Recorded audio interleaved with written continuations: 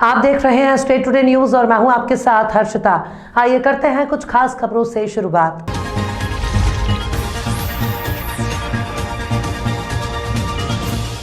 सारंगपुर नगर पालिका पचोर के द्वारा गुरुवार को शाम 8 बजे बस स्टैंड चौराहे पर भजन संध्या आयोजित कर गौरव दिवस धूमधाम से मनाया गया। इस दौरान गुजरात से आई भजन गायिका आशा वैष्णव के द्वारा देशभक्ति से उत्प्रोत भजनों ये देश है वीर जवानों का अलबेलों का मस्तानों का की प्रस्तुति दी गई, जिस पर श्रोता झूम उठे और नाचने लगे।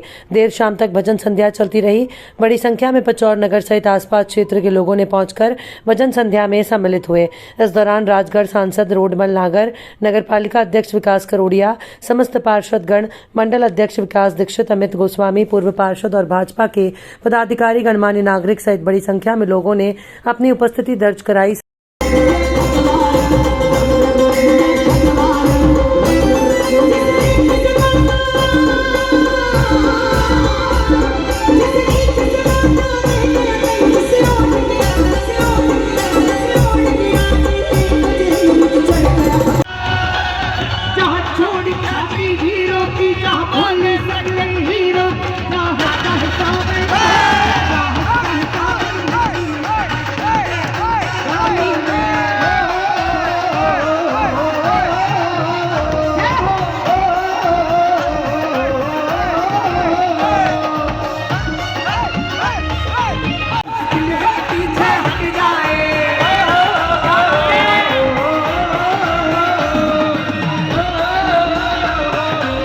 उमरिया कलेक्टर और जिला निर्वाचन अधिकारी कृष्णदेव त्रिपाठी ने फोटो निर्वाचक नामावली के विशेष संक्षिप्त पुनरीक्षण 2023 के अंतिम प्रकाशन के संबंध में आयोजित पत्रकार वार्ता सतत अपडेशन प्रक्रिया के तहत नाम जुड़वाने को कहा।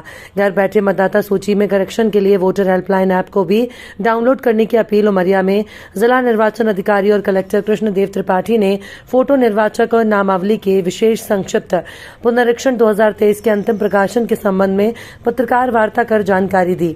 जिला निर्वाचन अधिकारी ने बताया कि जिले के सभी मतदान केंद्रों पर मतदाता सूची का प्रकाशन कर लिया गया है। अब सभी मतदाताओं को ये सुनिश्चित कर लेना चाहिए कि उनका नाम मतदाता सूची में है या नहीं। अगर उनका नाम नहीं है तो सतत अपडेशन प्रक्रिया के तहत अपना नाम जुड़वा लें। ये जो मतदाता सूची है ये अंतिम रूप से पूरी प्रक्रिया का पालन करके तैयार की गई है और सभी मतदाताओं को इसको देख करके सुनिश्चित कर लेना चाहिए कि उनका नाम मतदाता सूची में शामिल है, और अगर अभी भी शामिल नहीं है तो सतत अपडेशन, कंटिन्यूस अपडेशन की प्रक्रिया के तहत वो अभी भी आवेदन कर सकते हैं, चाहे मैनुअल या वोटर हेल्पलाइन ऐप के माध्यम से। तो आज मेरी सबसे यही अपील है कि मतदाता सूची में अपना नाम अनिवार्य रूप से देख लें, चेक कर लें। मतदाता सूची में चेक करने के लिए वो जो वेबसाइट है उसमें चेक की जा सकती है, वोटर हेल्पलाइन ऐप में चेक की जा सकती है, या संबंधित बीएलओ के पास जाकर के भी सूची में अपना नाम देखा जा सकता है। तो आज के इस अवसर का उपयोग करते हुए सभी से मेरी अपील, अनुरोध है कि मतदाता सूची में अपने नाम की प्रविष्टि प्लस सफलता का रास्ता, सफलता का मार्ग नारायण ग्रुप ऑफ इंस्टीट्यूशंस द्वारा इंदौर शाखा में आयोजित किया गया था, ताकि 10वीं कक्षा की बोर्ड परीक्षा में शामिल होने वाले युवा छात्रों के मन और दिल से डर को दूर किया जा सके। कार्यक्रम को संबोधित किया गया। इस अवसर की मुख्य अतिथि शरानी पोंगरू, निदेशक नारायण ग्रुप ऑफ इंस्टीट्यूशंस के साथ ही साथ विषय विशेषज्ञ और मनोवैज्ञानिक भी थे। इंदौर के विभिन्न सीबीएसई स्कूल के छात्रों के साथ लगभग 15 विशेषज्ञों के एक पैनल ने एक से एक चर्चा में भाग लिया। बड़ी संख्या में माता पिता और छात्रों ने भी सक्रिय रूप से भाग लिया और मनोवैज्ञानिक के साथ बोर्ड परीक्षा से संबंधित तैयारी के टिप्स, तनाव और भय परीक्षा से संबंधित छात्रों और माता पिता से समर्थन के बारे में चर्चा की। Narayana Group of Educational Institutions is here today on the initiative taken exclusively for the students of 9th and 10th grade on the occasion of Safalta Ka Rasta. I'm sure the examination season is approaching. Parents, students have a lot of questions and thoughts. There's a lot of stress levels. So we are here today with the panel members and the expertise to address different problems, and it's an exclusive interaction, especially to the students with the management also. So here in the event today, there are different students from different schools, there are different parents and principals and students from the Narayana group with the R&D from the central office, expertise, staff, and at the same time the entire management of Indore also. We're very happy with the response, and we're looking forward to more and more such events like this. I'm sure Narayana group of educational institutions are going to come up with so many events. We have been doing so many events that will enrich the all-round development of a student right from COVID, and we're very, very happy and positive with the response. At the same time, I would like to wish all the students all the best, and I just hope you don't give up in life. Thank you so much. Your name, sir? I'm Sharini Ponguru. I'm the director of Narayana Group of Educational Institutions. I look after schools pan India. Thank you. Sir, Narayana E techno school Indore branch ने हमारे R&D teams जो होती हैं, जो कि एक सारे curriculum का सही तरीके से उसको इम्प्लीमेंटेशन के लिए जो प्रैक्टिसेस बताते हैं, उनके सहयोग से और हमारी chairperson director ma'am Sharani Ponguru ma'am के डायरेक्शंस के अंडर हमने आज यहाँ पर साइकोलॉजिस्ट के साथ में और केवी स्कूल्स के कुछ एक्सपीरियंस टीचर्स का सहयोग लेके हमने बच्चों को जो 10th क्लास में अपेयरिंग बच्चे हैं, उनको एक मार्गदर्शन का बस सफलता का रास्ता जो कार्यक्रम है उसका आयोजन किया है। जैसा कि हम लोग सब जानते हैं कि हमारे प्रधानमंत्री मोदी जी ये परीक्षा पे परिचर्चा का उन्होंने इंट्रोड्यूस किया है और हर स्कूल्स ने उसका पालन किया है।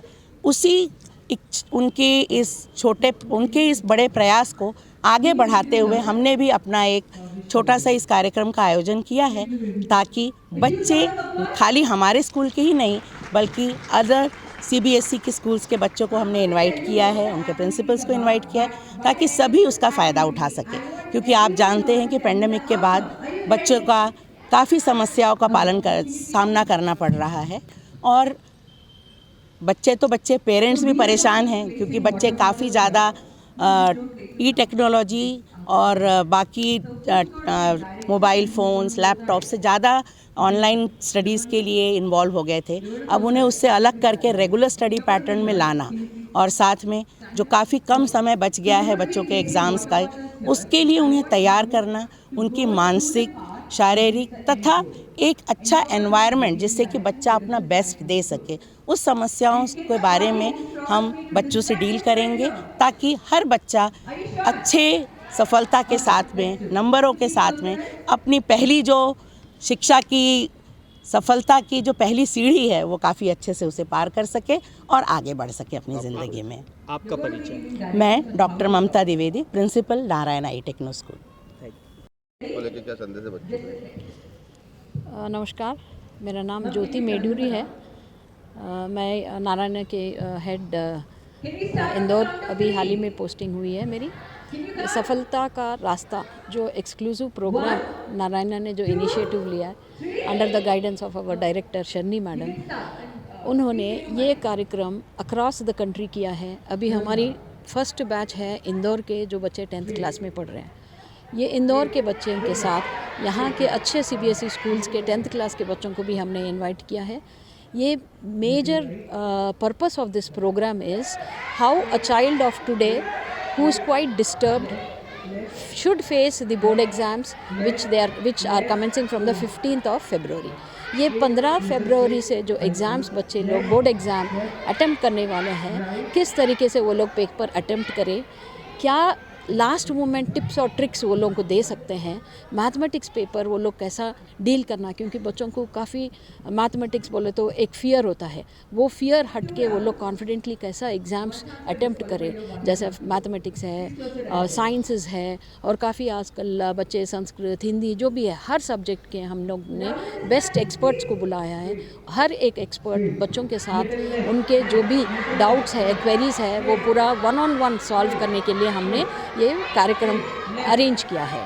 केंद्रीय विद्यालय से भी we have expert principals and faculty who have come. Our हमारे सेंट्रल ऑफिस से भी जो सब्जेक्ट हेड्स HODs हैं उनको भी बुलाया है, और साइकोलॉजिस्ट को भी हमने इन्वॉल्व किया है। नारायणा का एक इनिशिएटिव दिशा बोल के एक प्रोग्राम है जहां पेरेंट्स को और स्टूडेंट्स को 1-on-1 जो psychologically little disturbance due to the Covid that has arised वो कैसा डील करे।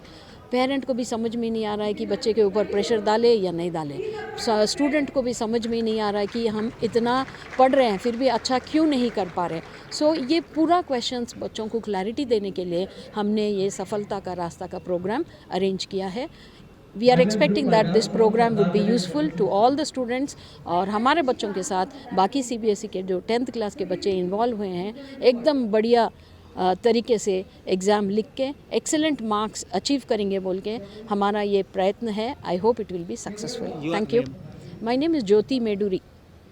उमरिया में कई दिनों से पड़ रही सर्दी के साथ कोहरा पड़ने पर लोगों को दिक्कतों का सामना करना पड़ रहा है। ग्रामीण क्षेत्र में पड़ रही ठंड और कोहरे के चलते जीरो विजिबिलिटी होने पर कुछ मीटर के बाद साफ दिखाई देना बंद हो रहा है, जिसके कारण वाहन चलाने में काफ़ी मुश्किल तो बनी ही रहती है और सड़क दुर्घटना के कई मामले भी सामने आते हैं।